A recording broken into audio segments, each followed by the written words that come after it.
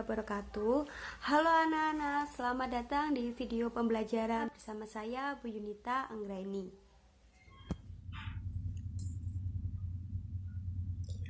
Halo anak-anak, pada pertemuan kali ini kita akan belajar tentang teknik komunikasi di tempat kerja.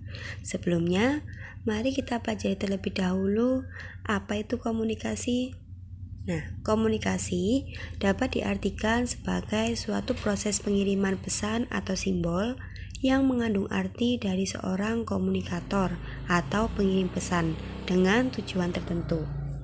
Komunikasi juga dapat disebut sebagai proses pertukaran pesan antara dua orang atau lebih, baik secara langsung maupun melalui media.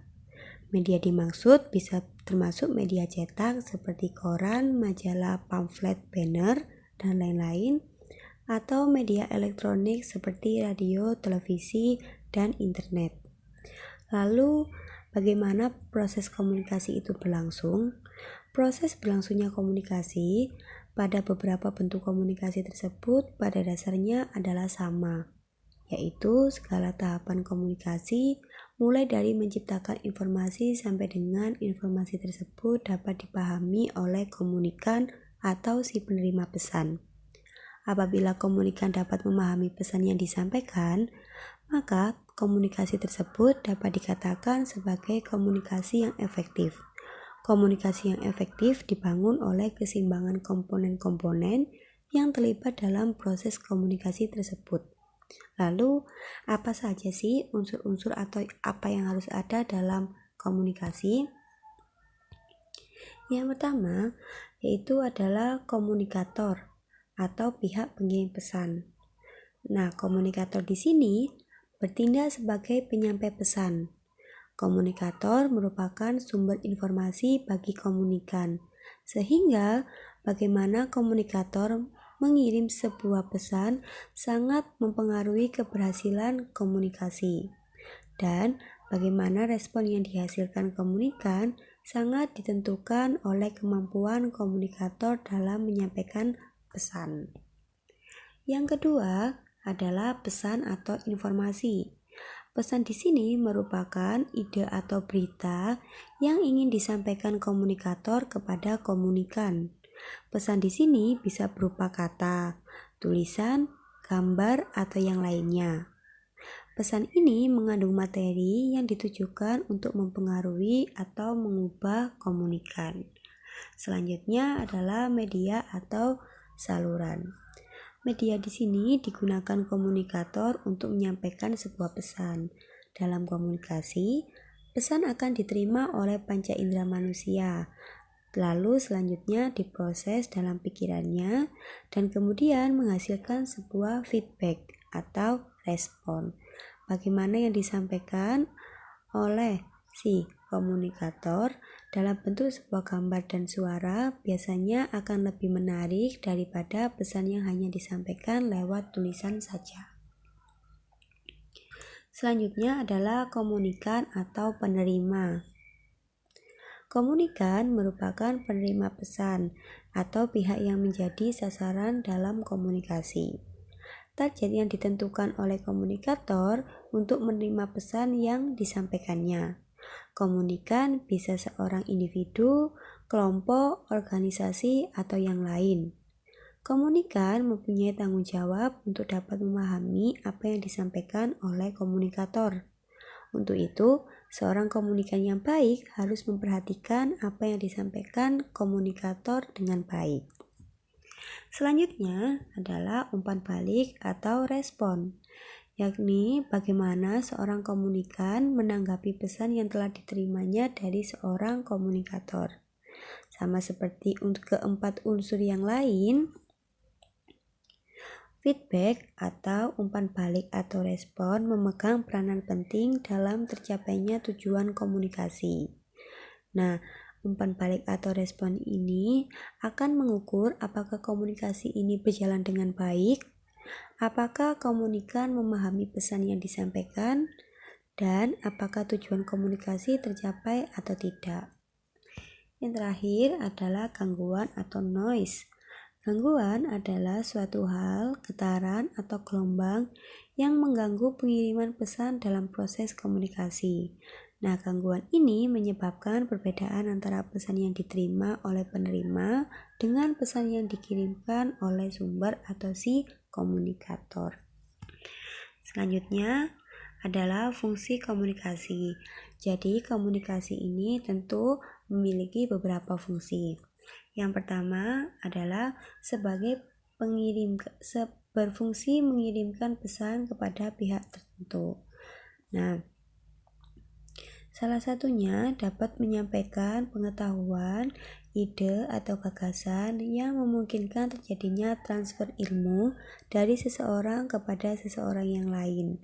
Dengan begitu, wawasan dan pengetahuan seseorang mengenai suatu hal akan menjadi bertambah. Contohnya, yang dilakukan oleh guru kepada siswa, dosen kepada mahasiswa, atau seorang pelatih kepada muridnya.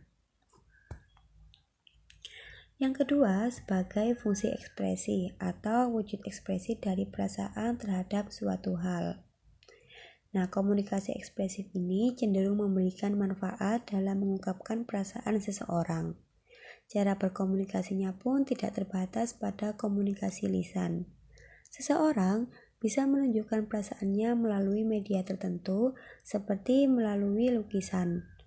Orang dapat mendapatkan media tersebut kemudian bisa menelaah atau membaca apa yang sekiranya orang tersebut ingin sampaikan. Yang ketiga adalah fungsi kontrol, yakni menghindari terjadinya sesuatu dengan cara mengirim pesan, yakni sebagai cara untuk mengetahui apakah orang lain tetap sesuai pada jalur yang ditetapkan oleh kita atau tidak, dan juga mengetahui bagaimana keadaan orang lain sehingga kita bisa memutuskan sesuatu yang sesuai dengan keadaan orang tersebut. Selanjutnya adalah fungsi sosial yang berhubungan dengan keakraban, yakni mengisyaratkan bahwa komunikasi adalah hal yang penting untuk membangun konsep diri untuk kelangsungan hidup, aktualisasi diri, yakni untuk memperoleh kebahagiaan dan terhindar dari tekanan dan ketergantungan. Atau salah satunya adalah lewat komunikasi ini bisa menghibur dan memupuk hubungan dengan orang lain dengan lebih baik. Selanjutnya adalah fungsi bisnis, yakni untuk keperluan transaksi. Fungsi komunikasi bisnis yang pertama adalah sebagai media atau alat untuk memperjelas suatu informasi bisnis yang perlu disampaikan kepada komunikan. Dalam komunikasi bisnis ini, komunikan bisa saja bertindak sebagai klien, mitra, maupun partner. Nah, yang selanjutnya adalah prinsip komunikasi atau hal yang harus kita miliki sebagai seorang komunikator atau komunikan. Yang pertama adalah respect atau saling menghormati. Nah, seperti yang kita tahu bahwa setiap individu yang terjadi adalah inginnya memiliki rasa saling menghormati. Mengapa ini penting? Karena pada dasarnya setiap manusia itu ingin dihargai dan dianggap penting. Sehingga jika salah satu tidak menerapkan prinsip ini, komunikasi yang efektif juga tidak akan terjadi. Yang kedua adalah empati atau merasakan apa yang dirasakan oleh orang lain. Nah, empati ini merupakan kemampuan kita untuk menempatkan diri sendiri pada situasi atau kondisi orang lain. Nah, salah satu yang menjadi syarat utama yang dimiliki oleh seseorang yang memiliki sikap empati adalah kita harus memiliki kemampuan untuk mendengarkan atau memahami terlebih dulu sebelum kita meminta untuk didengarkan atau dipahami oleh orang lain. Aktivitas komunikasi untuk marketing juga diperlukan kemampuan untuk mendengar dan menangkap umpan balik dari audiens atau si komunikan. Yang ketiga, audible, yakni makna harus dimengerti. Pada dasarnya, audible bisa bermakna seperti ini. Jika kita didengarkan atau dimengerti dengan baik, pesan yang kita sampaikan dapat diterima oleh si penerima pesan. Hukum ini mengatakan bahwa pesan harus disampaikan melalui media sedemikian rupa sehingga bisa diterima dengan baik oleh si penerima pesan. Selanjutnya adalah clarity atau kejelasan. Nah, kejelasan ini adalah tentang kejelasan si pesan itu sendiri, sehingga tidak menimbulkan berbagai penafsiran yang berbeda. Kesalahan dalam penafsiran dalam komunikasi dapat menimbulkan berbagai dampak yang tidak sepele. Selanjutnya yang terakhir adalah humble, yakni hukum kelima dalam membangun komunikasi yang efektif adalah salah satunya humble atau rendah hati. Sikap ini ada kaitan dengan hukum pertama, yakni membangun rasa menghargai orang lain. Humble bisa dibarengi dengan sikap terbuka dengan kritik atau saran, tidak memandang rendah orang lain, memaafkan, berani mengakui kesalahan, dan penuh pengendalian diri. Nah, itulah prinsip terpenting dalam komunikasi yang efektif. Jika kita menerapkan kelima prinsip ini, komunikasi akan terjalin lebih efektif. Selanjutnya adalah jenis-jenis komunikasi. Nah, komunikasi dibagi menjadi dua, yaitu komunikasi verbal dan komunikasi nonverbal. Komunikasi verbal adalah menggunakan media bahasa yang keluar dari alat ucap. Selanjutnya, salah satu contoh verbal lokal adalah presentasi dalam rapat. Selanjutnya, kalau non-vokal, yakni seperti surat menyurat dalam bisnis. Non-vokal ini berarti kita tidak mengeluarkan bahasa yang dikeluarkan dari alat ucap. Untuk non-verbal biasanya dilakukan dengan komunikasi tanpa kata-kata. Nah, komunikasi ini dapat ditemukan pada hal berikut. Yang pertama, metakomunikasi atau pesan di dalam pesan. Yang kedua, terlihat pada penampilan komunikator atau komunikan. Nah, ini biasanya tampilan atau penampilan seorang komunikator atau komunikan bisa menjadi salah satu contoh komunikasi yang nonverbal. Selanjutnya adalah intonasi. Nah, intonasi atau nada saat berkomunikasi juga harus dapat kita kendalikan. Hal ini dikarenakan intonasi memiliki dampak yang besar terhadap arti pesan yang dikirim. Selanjutnya, ekspresi wajah. Ekspresi wajah seorang komunikator dengan komunikan akan kelihatan. Ada yang menunjukkan ekspresi wajah terkejut, marah, jijik, bahagia, atau sedih. Biasanya ekspresi wajah dipakai sebagai dasar menentukan pendapat interpersonal. Kontak mata juga sangat penting dalam komunikasi semacam ini. Yang terakhir adalah sikap tubuh atau langkah. Sikap tubuh atau langkah merupakan bentuk komunikasi verbal karena mampu menggambarkan sikap emosi, konsep diri, atau keadaan fisik dari seseorang. Selanjutnya adalah hambatan komunikasi. Dalam komunikasi yang efektif, tentu kita akan menemukan hambatan. Nah, salah satunya adalah status. Nah, status ini jika kita melihat di tempat kerja, tentu adanya hubungan antara atasan dan bawahan. Dalam hal ini, komunikasi yang terjadi cenderung satu arah. Atasan yang merupakan orang yang memiliki jabatan lebih tinggi biasanya lebih sering berbicara dibandingkan bawahan yang hanya akan mengakui atau menyetujui apa yang disampaikan oleh atasan. Selanjutnya, cacat fisik seperti tuli. Nah, pada saat berkomunikasi, terkadang terdapat kekurangan fisik pada seseorang yang kita ajak bicara, seperti tuli atau tidak bisa mendengar. Nah, hal ini juga menjadi hambatan komunikasi karena komunikasi tidak akan menjadi efektif. Selanjutnya adalah kebisingan eksternal seperti suara bising mobil. Kebisingan juga mengganggu komunikasi. Selain berwujud bising mobil, bisa jadi adanya orang berteriak, suara mesin, dan lain-lain.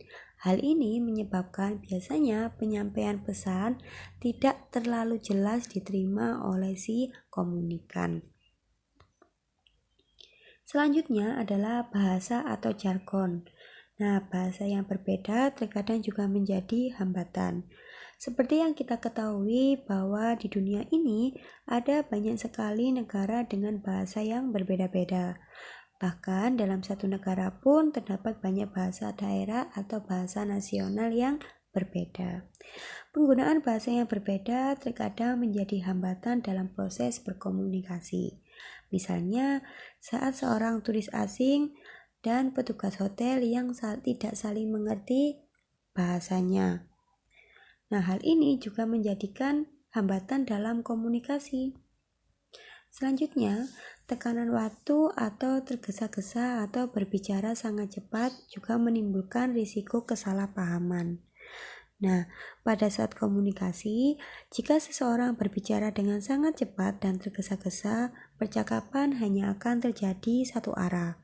Kalimat pendek yang digunakan, komunikasi yang terlalu cepat, dan pesan yang disampaikan cenderung menjadi tidak jelas, sehingga akan menimbulkan risiko tinggi terjadinya kesalahpahaman. Selanjutnya adalah kurangnya perhatian. Nah, kurangnya minat mendengarkan juga menjadi salah satu penyebab utama dari hambatan komunikasi, sehingga tidak bisa dikatakan sebagai komunikasi yang efektif. Selain itu, terlalu banyak minat atau terlalu excited juga akan menghambat konsentrasi pada saat komunikasi itu berlangsung. Selanjutnya adalah emosi. Nah, keadaan emosi yang tidak terkontrol seperti marah, takut, benci, atau cinta menyebabkan seseorang berperilaku tidak rasional atau tidak masuk akal saat berkomunikasi. Hal ini menjadi salah satu hal yang tidak diperbolehkan dalam berkomunikasi. Selanjutnya, nah kalau kita sudah mengetahui hambatan-hambatan dalam berkomunikasi, sekarang adalah mengatasi hambatan dalam komunikasi tersebut. Yang pertama, kita harus menghindari penetapan nilai agar pikiran kita tidak menjadi tertutup. Nah, jadi kita tidak boleh menilai seseorang terlebih dahulu sebelum kita melakukan komunikasi secara langsung. Hal ini bisa menjadikan kita tidak terbuka atau tidak membuka diri untuk menerima pesan dari si komunikator. Selanjutnya yaitu mendengarkan secara intens. Berusahalah untuk mendengarkan secara intens keseluruhan cerita, serta berikan kesan bahwa waktu Anda adalah milik mereka yang sedang berkomunikasi. Selanjutnya yaitu mengontrol emosi saat berkomunikasi. Nah, dalam berkomunikasi sebisa mungkin silakan kalian mengontrol emosi. Jauhilah sikap permusuhan, kecemasan, depresi, ketergesa-gesaan, dan keraguan. Selanjutnya kita masuk ke media komunikasi. Nah, media komunikasi ini adalah alat atau sarana yang digunakan untuk menyampaikan informasi. Biasanya fungsinya untuk mempermudah penyampaian, yakni efisiensi mempercepat penyampaian, konkret menyampaikan pesan abstrak, motivatif menjadikan komunikator lebih semangat. Nah, contohnya, misalnya dulu saat kita ingin memberikan info atau informasi, memang sangat lama karena tidak adanya media komunikasi yang mempermudah atau mempercepat penyampaian. Namun, di masa sekarang, bisa kita lihat bahwa handphone atau HP dapat mempermudah penyampaian dan mempercepat penyampaian pesan meskipun jarak keduanya adalah sangat jauh. Hanya dalam hitungan detik, mereka berdua bisa saling terhubung. Salah satu contoh media komunikasi juga sangat banyak, misalnya menggunakan surat, telepon, poster, papan pengumuman, majalah organisasi, surat kabar, radio, dan internet. Nah, media komunikasi ini bisa kalian sesuaikan dengan tujuan yang ingin kalian capai. Demikian yang bisa saya sampaikan untuk pertemuan kali ini. Sampai jumpa di pertemuan berikutnya. Kita akan membahas tentang bagaimana sih cara berkomunikasi yang baik di tempat kerja. Demikian yang bisa saya sampaikan. Wassalamualaikum warahmatullahi wabarakatuh.